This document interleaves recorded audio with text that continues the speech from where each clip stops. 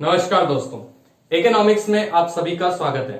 जैसा कि आप सभी जानते हैं, हम लोग बिजनेस स्टडीज का क्रैश कोर्स कर रहे हैं और कल हमने बिजनेस एनवायरनमेंट, उसके फीचर्स और इंपॉर्टेंस देखे थे।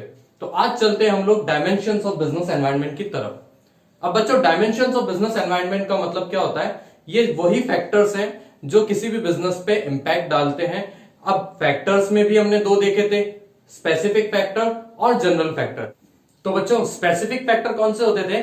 जो किसी पर्टिकुलर बिजनेस पे इंपैक्ट करते हैं, सब पे नहीं करते थे। जबकि जनरल फैक्टर कौन से होते थे? जनरल फैक्टर्स वो जो सारे ही बिजनेस पे अपना इंपैक्ट डालते हैं। तो आज हम लोग यही उन्हीं जनरल फैक्टर्स की बात करने वाले हैं अपने डायमेंशंस ऑफ बिजनेस एनवायरनमेंट के अंदर। तो यहां पे हमारे सामने 5 डायमेंशंस ऑफ बिजनेस एनवायरनमेंट आते हैं। और वो 5 डायमेंशंस कौन से होते हैं बच्चों? वो 5 डायमेंशंस होते हैं social, political, economic, technological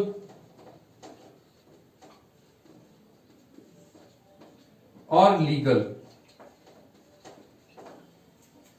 basically ये 5 टाइप के हमारे डायमेंशंस हम लोग पढ़ने वाले हैं। तो सोशल एनवायरनमेंट की बात करते हैं बच्चों।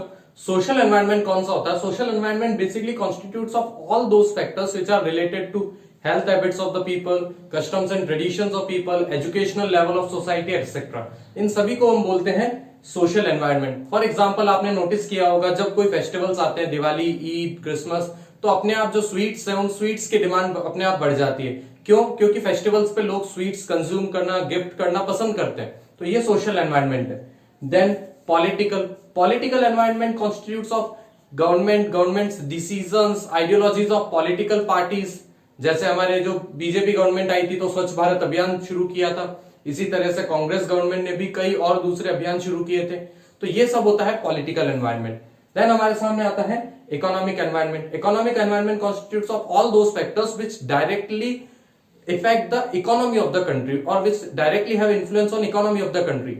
For example, repo rate, GDP, bank interest rates, that all, ये सारे फैक्टर्स क्या होते हैं? ये सब इकोनॉमिक एनवायरनमेंट में आते हैं। Then technological environment constitutes of scientific improvements and innovations.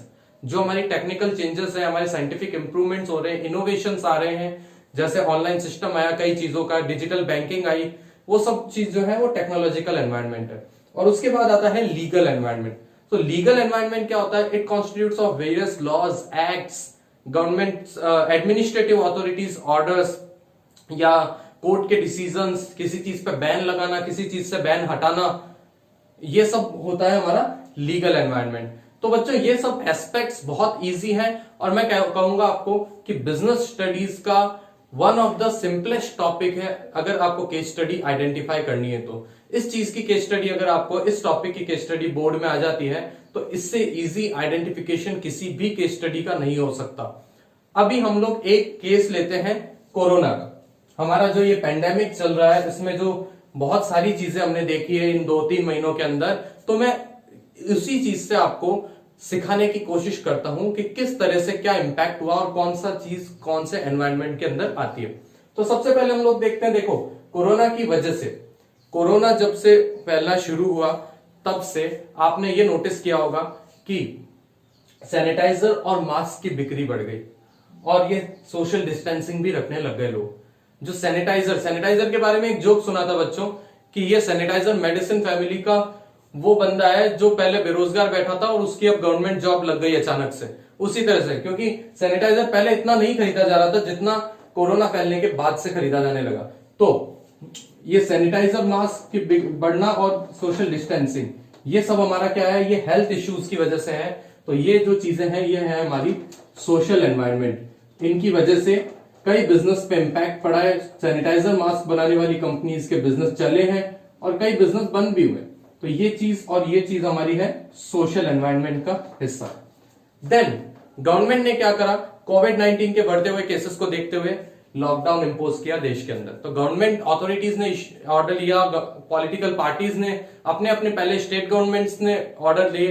तो ये जो लॉकडाउन हमारे देश में इंपोज किया गया, this is a combination of political as well as legal environment, political as well as legal environment, दोनों का कॉम्बिनेशन हम बोल सकते हैं कि किसी पहले पार्टीज ने, पहले गवर्नमेंट ने ऑर्डर दिया, फिर बाद में उसके अलग अलग रूल्स निकाले, लॉकडाउन के नियम निकाले, एडमिनिस्ट्रेटिव अथॉरिटीज ने भी ऑर्डर्स इशू किए, अपने नगर पालिका वगैरह ने, तो कलेक्टर ने ऑर्डर इशू किए। तो ये सब जो है ये पॉलिटिकल एंड लीगल एनवायरनमेंट का हिस्सा है। देन हमने और भी कई चीजें देखी इस लॉकडाउन के अंदर। सबसे दुखदाई चीज ऑनलाइन क्लासेस, आप लोग सभी फेस कर चुके हैं, तो आप लोगों को पता भी होगा कि स्कूल्स तो बंद हो गई क्योंकि सोशल डिस्टेंसिंग, लॉकडाउन, इस चक्कर में स्कूल्स तो ओपन हो नहीं सकती थी। अब स्कूल वालों ने क्या किया कि पहले जिस तरह से ट्रेडिशनल स्कूल चलती थी वैसे क्लासेस तो नहीं चल पा रहे, बट ऑनलाइन क्लासेस, यानी उनको जरूरत पड़ी वीडियो कॉन्फ्रेंसिंग की, और उन्होंने क्या करा, ऑनलाइन क्लासेस लेना शुरू किया। और इस वजह से कई ऐसी एप्स हैं जिनका बिजनेस दुगना तिगना चौगुना बढ़ गया। वो पहले ऑनलाइन क्लासेस, हालांकि बहुत पहले से ये सिस्टम है, हम जानते भी हैं, बट इसकी उतनी ज्यादा नीड जितनी अभी है उतनी पहले पड़ी नहीं। और ये चीज क्या है, ये टेक्नोलॉजिकल एनवायरनमेंट है, क्योंकि टेक्नोलॉजी की हमें नीड थी, हमें वीडियो कॉन्फ्रेंसिंग बेटर से बेटर चाहिए थी, और इस वजह से कई ऑनलाइन जो वीडियो कॉन्फ्रेंसिंग एप्स हैं वो उनका बिजनेस हो गया, कई नई एप्स मार्केट के अंदर आ गई। तो ये सब होता है टेक्नोलॉजिकल एनवायरनमेंट। देन हमने ये चीज पढ़ी थी एमएसएमई और एनपीओ। तो एमएसएमई में हमें पता है कि अभी गवर्नमेंट ने एमएसएमई में कुछ लोन का इंट्रोड्यूस किया है, कुछ रेट्स वगैरह भी कम की है, एमएसएमई की नई डेफिनेशन बनाई। तो पहली चीज तो एमएसएमई जो एक्ट बन रखा उसके अंदर उसकी डेफिनेशन को चेंज किया गया, उसके लिमिट्स को चेंज किया गया, और वो चीज हमारी आती है लीगल एनवायरनमेंट।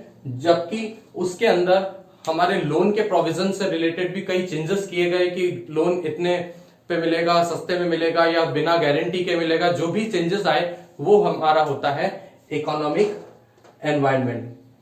देन हम लोग बात करें तो इसके अलावा हम लोगों ने देखा कि एनपीए जो थे, जो बैंक्स के नॉन परफॉर्मिंग एसेट्स, और उनमें कई रिलैक्सेशन दी गई एनपीए के अंदर। और बैंक की जो हम लोग बात करें, आरबीआई ने रेपो रेट कम की, और इसके अलावा बैंक की इंटरेस्ट रेट्स में भी कुछ चेंजेस देखने को मिले और आगे भी मिलेंगे।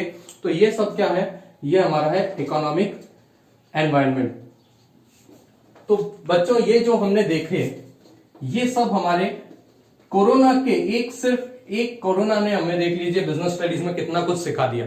ये हम लोग इसी तरह से अपने आप एनालाइज कर सकते हैं, कई चीजें हम लोग देख सकते हैं अपने आसपास हो रही है और उनका इंपैक्ट बिजनेस के ऊपर क्या पड़ रहा है क्या नहीं पड़ रहा। जैसे मैंने देखा कि भाई मॉल्स वगैरह सब कुछ बंद पड़ गए, फास्ट फूड वगैरह सब बंद है, तो अब ये देखिए फास्ट फूड की नेचुरली डिमांड कम हो गई, जबकि हमारा जो रेगुलर एसेंशियल नीड्स वाली जो चीजें हैं, जो शॉप्स है, वो अभी भी चल रही है, ग्रोसरी स्टोर्स ओपन है, वहां पर सामान बिक रहा है।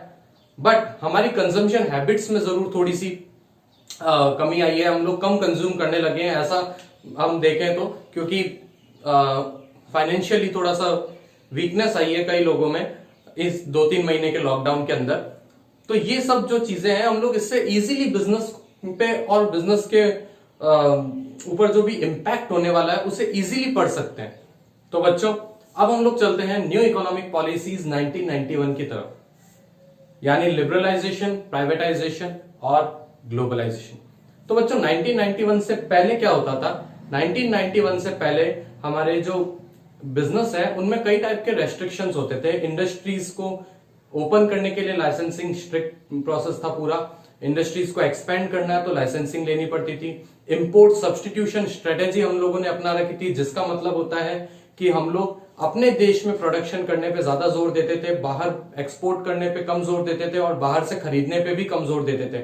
बेसिकली हमें अपने देश को अंदर से मजबूत बनाना था, उसका पर्पस ये था।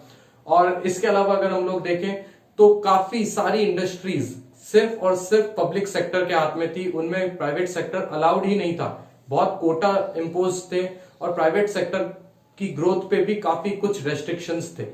तो ये सब जो लिबरलाइजेशन, प्राइवेटाइजेशन, ग्लोबलाइजेशन से पहले क्या होता था, लाइसेंसिंग, कोटा, परमिट, इस तरह की कुछ इकोनॉमी हमारी चलती थी। तो अब बाद में 1991 आते आते हमारे फिस्कल डेफिसिट जो है वो बढ़ने लगा इकोनॉमी के अंदर, हमारे फॉरेन एक्सचेंज रिजर्व्स हमारे खत्म होने लगे और भी कई नेगेटिव इंपैक्ट्स आने लगे, पब्लिक सेक्टर अंडरटेकिंग्स हमारी लॉसेस में जाने लगी, जिसके कारण 1991 में जरूरत थी हमारे इकोनॉमिक सिस्टम को पूरी तरह से रिफॉर्म करने की, पूरी तरह से नया सिस्टम एस्टेब्लिश करने की। और उस टाइम जो हमारे फाइनेंस मिनिस्टर थे डॉक्टर मनमोहन सिंह, उनकी फाइनेंस मिनिस्ट्री के टाइम हम लोग लेकर आए अपने देश के अंदर लिबरलाइजेशन, प्राइवेटाइजेशन एंड ग्लोबलाइजेशन। तो बच्चों, अब ये जानने से पहले मैं आपको पहले ही बता दूं कि इसकी बहुत भारी डिटेल्स मैं आपको नहीं बताने वाला। लिबरलाइजेशन, प्राइवेटाइजेशन, ग्लोबलाइजेशन से पहले किस तरह से स्टेप बाय स्टेप काम हुआ और किस तरह से वो फेल होता गया और किस तरह से इसको एस्टेब्लिश करने की जरूरत पड़ी, क्योंकि आप लोग ऑलरेडी इकोनॉमिक्स का पेपर दे चुके हो और इकोनॉमिक्स में आप लोगों ने इसको सबको बेसिक डिटेल में पढ़ा है। इसे हम सिर्फ छोटा सा एक ओवरव्यू इसका देखेंगे, लिबरलाइजेशन, प्राइवेटाइजेशन, ग्लोबलाइजेशन की। और जो बच्चे अभी 12th में आए हैं, जो नए हैं, उनके लिए मैं एक इकोनॉमिक्स के जब कोर्स स्टार्ट करूंगा तब इसका फुल्ली डिटेल्ड वीडियो बनाने वाला हूं। तो अभी इसका ओवरव्यू देखते हैं। तो हमने ये देखा 1990 से पहले क्या होता था। 1991 में जब हमने ये अडॉप्ट किया तो क्या हुआ इससे, लिबरलाइजेशन का मतलब हमने वो लाइसेंसिंग हटा दी या उसकी प्रोसेस को थोड़ा सा लिबरल कर दिया, यानी अब इंडस्ट्रीज को ओपन करने के लिए फ्रीडम दी, इंडस्ट्रीज को एक्सपेंड करने के लिए फ्रीडम दी। इसके अलावा हमने जो इंडस्ट्रीज अपने प्राइसेस फिक्स करने में उसमें भी गवर्नमेंट का इंटरवेंशन कम किया, पूरी तरह से फ्री किया। ये था लिबरलाइजेशन। देन हमने क्या किया, जो हमारे गवर्नमेंट के सिक यूनिट्स थे जो अच्छे प्रॉफिटेबल नहीं थे, उन्हें डिसइन्वेस्ट किया, उन्हें प्राइवेट सेक्टर के हाथों बेचना भी शुरू किया। तो ये था प्राइवेटाइजेशन, प्राइवेट सेक्टर का बेसिकली हमारे कंट्री में रोल बढ़ाने लगे। और उसके बाद ग्लोबलाइजेशन में क्या किया, हमने एक्सपोर्ट ड्यूटी हटाई, हमने इंपोर्ट ड्यूटी कम की ताकि हमारे देश से गुड्स एंड सर्विस इजीली बाहर फ्लो हो सके। एक ओपन किया, एक हमने रास्ता दूसरी कंट्रीज को हमारे यहाँ पे आने के लिए और हमारी कंट्रीज का माल दूसरी कंट्रीज में जाने के लिए बेसिकली फॉरेन ट्रेड का रास्ता जो था वो ओपन किया गया पूरी तरह से। और जो हमारा एक्ट चलता था फॉरेन एक्सचेंज रेगुलेशन एक्ट, उसे हमने रिप्लेस किया फॉरेन एक्सचेंज मैनेजमेंट एक्ट के साथ। तो ये सब हमने काम किए जिसकी वजह से हमारे देश में लिबरलाइजेशन, प्राइवेटाइजेशन और ग्लोबलाइजेशन के इंपैक्ट आने शुरू हो गए। और अब मैं बात करता हूं ग्लोबलाइजेशन में। बच्चों, अक्सर ये कंफ्यूजन होती है कि लोग सोचते हैं सिर्फ गुड्स एंड सर्विस का आदान प्रदान, गुड्स एंड सर्विसेज का दूसरे कंट्री से ट्रांजैक्शन ग्लोबलाइजेशन। नहीं, ऐसा बिल्कुल भी नहीं है। ग्लोबलाइजेशन में free movement of goods and service तो है, फ्री मूवमेंट ऑफ लेबर भी है, फ्री मूवमेंट ऑफ टेक्नोलॉजी भी है। आज हम लोग भी इजीली कहीं भी आ जाकर काम कर सकते हैं। आउटसोर्सिंग होता है कई बहुत सारा काम हमारे कंट्री के अंदर, तो ये भी एक ग्लोबलाइजेशन का ही पार्ट है। तो ग्लोबलाइजेशन के, लिबरलाइजेशन और प्राइवेटाइजेशन, इनके कारण हमारे देश में क्या चेंजेस देखने को मिले, इसे हम देखते हैं। तो देखिए, सबसे पहले कंपटीशन बढ़ा। हमारे देश की जो फर्म्स थी, पहले छोटी इंडस्ट्रीज थी और भी जो बड़ी इंडस्ट्रीज भी थी, तो उनका इतना भारी कंपटीशन उन्हें फेस नहीं करना पड़ता था। लेकिन अब हमने रास्ते खोल दिए थे विदेशी व्यापार के लिए, तो कई बड़ी एमएनसीज हमारे कंट्री के अंदर आई। उसके अलावा जो प्राइवेटाइजेशन के रास्ते खोलने के बाद इंडस्ट्रीज को बढ़ने का मौका मिला और एक ओपन कंपटीशन शुरू हो गया। अब जो बेस्ट है वो सरवाइव करेगा और जो अगर सरवाइव नहीं कर सकता, अपना कुछ चेंजेस अडॉप्ट नहीं कर सकता, तो वो खत्म हो जाएगा। इसे बोलते हैं सर्वाइवल ऑफ द फिटेस्ट। और मार्केट ओरिएंटेशन हुआ। पहले क्या था, लिमिटेड चॉइस थी कंज्यूमर के पास ज्यादा ना तो कंपनीज थी प्रोडक्ट बनाने वाली, ना ज्यादा प्रोडक्ट बनते थे, तो जो परोस दिया कंज्यूमर खा रहा है। लेकिन अब कंज्यूमर पावरफुल हो चुका था। अब क्या हुआ कि जो प्रोड्यूसर वही प्रोड्यूस करेगा जो कंज्यूमर चाहता है। So basically market was shifted from producer oriented to consumer oriented. Then rapid changes in technology, विदेशी कंपनीज आने लगी, भारी नई लेटेस्ट टेक्नोलॉजीज लाने लगी, तो जो हमारे देश में जो कंपनीज थी उन्हें भी कंपटीशन में रहना था और इस कारण उन्होंने भी नई नई टेक्नोलॉजी फास्टली अडॉप्ट करना शुरू किया। नहीं कर पाए तो मैं वही बात कर रहा हूं, वो कंपनीज खत्म हो गई, वो कंपनीज का आज नाम भी नहीं है। तो ये रैपिड चेंजेस इन टेक्नोलॉजी होने लगे और हमारे देश का एक बजट का काफी कुछ पोर्शन जो पब्लिक जो सेक्टर अंडरटेकिंग्स को जाता था, अब गवर्नमेंट ने उसको कम कर दिया कि आप अपने रिसोर्सेज से जितना कर सकते हो उतना करो, वरना डिसइन्वेस्टमेंट हो जाएगा। तो ये हमें रैपिड चेंजेस देखने को मिले, काफी कंपटीशन बढ़ चुका था एलपीजी आने के बाद। अब इस कंपटीशन के अंदर बिजनेस किस तरह से सर्वाइव करता है और किस तरह से मैनेजमेंट ने अपनी पॉलिसीज में चेंजेस किए इस कंपटीशन में सर्वाइव करने के लिए, उसे हम लोग जानते हैं। तो डाइवर्सिफिकेशन, कई कंपनीज ने क्या किया, अपने नए प्रोडक्ट लॉन्च करना शुरू कर दिए, क्योंकि उन्हें पता था ट्रेडिशनल प्रोडक्ट से वो अपना कंपटीशन बहुत हद तक फेस नहीं कर सकते या अपने कंपटीशन के अंदर नहीं रह सकते, तो उन्होंने डाइवर्सिफिकेशन किया, न्यू प्रोडक्ट लॉन्चिंग। फिर जॉइंट वेंचर्स, एक कंपनी के बस की बात नहीं है इस बड़े मार्केट के अंदर टिके रहना, तो उन्होंने क्या किया, दूसरी कंपनीज के साथ कोलैब करना शुरू किया, जिससे उनके रिसोर्सेस मिक्स हुए, वो बड़े बने और ज्यादा प्रोडक्शन कैपेसिटी उनकी बिल्डअप हुई, ताकि वो इस कंपटीशन में हमेशा आगे रहें। तो जॉइंट वेंचर्स हमें काफी देखने को मिले 1991 के बाद। देन ब्रांड बिल्डिंग की बात करते हैं हम लोग। कंपनीज ने क्या किया, कंपटीशन इतना ज्यादा बढ़ चुका था कि सबके माल तो बिक नहीं सकते इतनी इजीली, तो कंपनीज ने ब्रांड बिल्डिंग करना शुरू की, यानी एडवर्टाइजमेंट किया कि ज्यादा से ज्यादा एडवर्टाइजमेंट करो, अपनी गुडविल बनाओ, अपनी ब्रांड इमेज बनाओ, ताकि प्रोडक्ट हमारे नाम से बिके। और इसीलिए तेजी से टेक्नोलॉजी भी अडॉप्ट की, कंज्यूमर पे फोकस किया, रिसर्च एंड एनालिसिस का जो काम है, बिजनेस एनवायरनमेंट स्कैनिंग का काम है, वो 1991 के बाद भी तेजी से बढ़ा, ताकि पता लगे कि कंज्यूमर को किस चीज की डिमांड है, और डिमांड को क्रिएट भी किया गया ताकि अपना बिजनेस चला सके। तो ये सारे काम हुए 1991 के बाद। तो बच्चों, ये है लिबरलाइजेशन, प्राइवेटाइजेशन एंड ग्लोबलाइजेशन। अब दो छोटे छोटे से टॉपिक हैं जिन्हें हम थोड़ा बेसिक में सीख लेते हैं। एक है डीमोनेटाइजेशन, एक है जीएसटी। तो डीमोनेटाइजेशन मतलब आप सब जानते हैं किसी करेंसी का लीगल टेंडर खत्म करना, जैसा हमारे मोदी जी ने 2016 के अंदर किया था, और 8 नवंबर 2016 ये डेट थी। उस टाइम 500 और 1000 के नोट्स को बंद किया था। तो उससे क्या हुआ, उससे हमारे देश के अंदर जो ब्लैक मनी है उससे कंट्रोल करने में थोड़ी मदद मिली, पैसा बैंकों में आया और ऑनलाइन बैंकिंग वगैरह को भी बढ़ावा मिला। देन जीएसटी क्या होता है, goods and services tax. Goods and services tax क्या होता है, ये एक टाइप का इनडायरेक्ट टैक्स है। इनडायरेक्ट टैक्स का मतलब which is levied and collected from different persons, यानी जो लगाया किसी पे जाता है, कलेक्ट किसी और से होता है। जैसे आप लोग मूवी देखने गए, वहां पर आपने टिकट लिया, आपने उनको जीएसटी पे किया, जबकि वो सरकार को पे कर रहे हैं। तो बेसिकली सरकार ने लगाया उन पे और अल्टीमेटली कलेक्ट हुआ आपसे। ये होता है एक इनडायरेक्ट टैक्स। और गुड्स एंड सर्विसेज टैक्स से पहले भी इनडायरेक्ट टैक्सेस होते थे, सर्विस टैक्स था, वैट था, एंटरटेनमेंट टैक्स था, कई और भी टैक्सेस थे।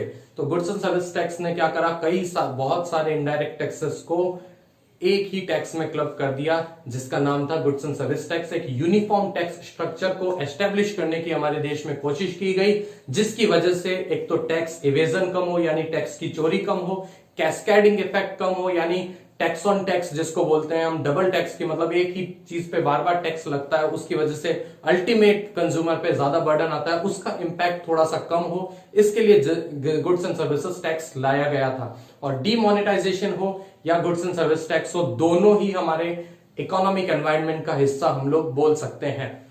तो बच्चों, आज के वीडियो में बस इतना ही। कैसा लगा वीडियो? अगर अच्छा लगा हो तो चैनल को सब्सक्राइब कीजिए, वीडियो को लाइक कीजिए और बेल आइकन को भी प्रेस कर दीजिए। Thank you.